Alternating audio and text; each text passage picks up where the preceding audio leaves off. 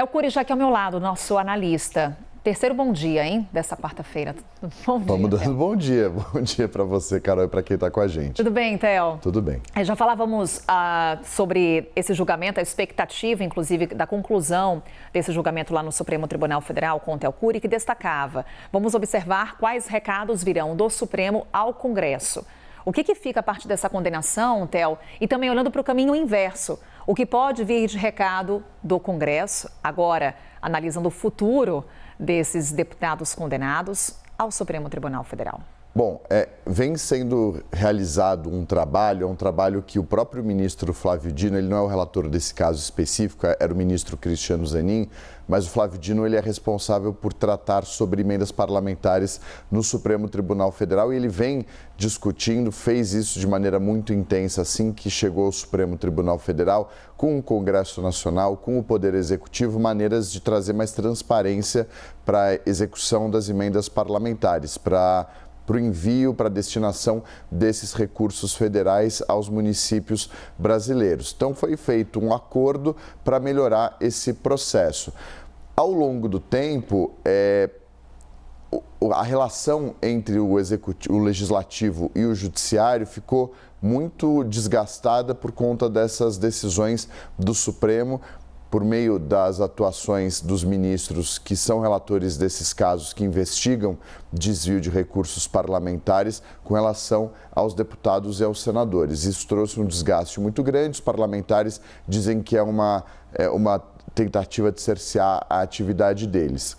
Algumas medidas foram tomadas no Congresso lá atrás, pautar, por exemplo, medidas que dizem respeito à atribuição dos ministros do Supremo em tomar decisões, medidas monocráticas, enfim, uma série de artifícios ali nas mãos dos parlamentares como uma forma de reagir a essa ofensiva do Supremo com relação às emendas parlamentares. Fato é que isso diminuiu ao longo dos últimos tempos. Houve novos pontos de atrito em outras frentes, como, por exemplo, agora o caso Master. Mudou um pouco essa dinâmica e esse desgaste entre esses dois poderes. A ver de que maneira o Congresso Nacional vai reagir a essa ofensiva do Supremo.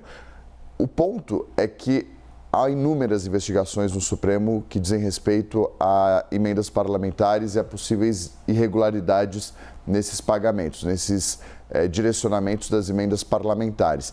Então, o Congresso, nesse momento, mais acompanha do que age com relação ao Supremo diante do que está acontecendo, porque nesse caso específico, por exemplo, as evidências eram muito grandes, eram muitas provas, trocas de mensagens, o próprio prefeito foi quem denunciou. Então, nesse momento, ao que parece, o Congresso Nacional vai aguardar. Acho que um ponto que vai ficar importante de a gente ver a primeira reação do Congresso vai ser com relação à declaração da perda do mandato desses parlamentares. Vai ser a primeira resposta que o Congresso pode dar. Por que eu digo isso? Porque, em tese, o Congresso tem de cumprir, porque eles foram condenados, no Congresso não tem muita brecha.